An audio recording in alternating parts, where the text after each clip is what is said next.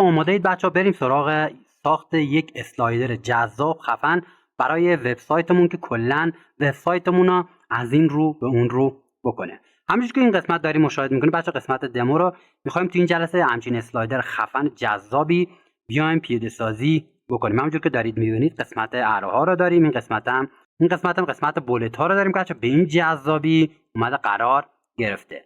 به صورت کامل بچه‌ها بخش ریسپانسیوش هم همونجوری که داریم مشاهده می‌کنید کامل ریسپانسیو هست. موقعی که من روی این باکس ها میام یه هاور جذابی به خودش به این صورت میگیره. دوباره اگه من اینو کوچیک‌ترش کنم که الان حالت تبلت، بریم رو حالت موبایل بچه‌ها.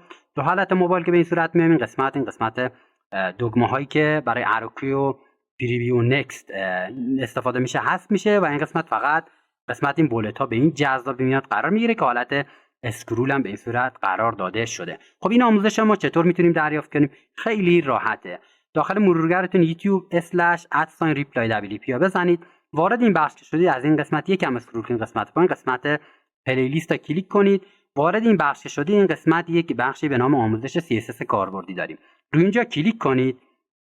وارد این بخش که شدید بچه‌ها، وارد این کادر یکم اسکرول میکنید، این قسمت اینجا براتون قرار داده شده که اسلایدری که وبسایت شما را به ستاره‌های درخشان تبدیل میکنه. این آموزش کمتر از 1 ساعته، یعنی 3 رو به 45 دقیقه این آموزش رو میبینید. همچین اسلایدر خفن توسط کدهای HTML CSS و JS میتونید این آب خوردن پیاده سازی بکنید. اگه به این صورت هم نتونستید پیدا کنید، خیلی راحت داخل مرورگرتون این عنوانی که این قسمت بالا رو براتون قرار میدم داخل یوتیوب سرچ کنید، این آموزش براتون میاره و از این آموزش لذت ببرید.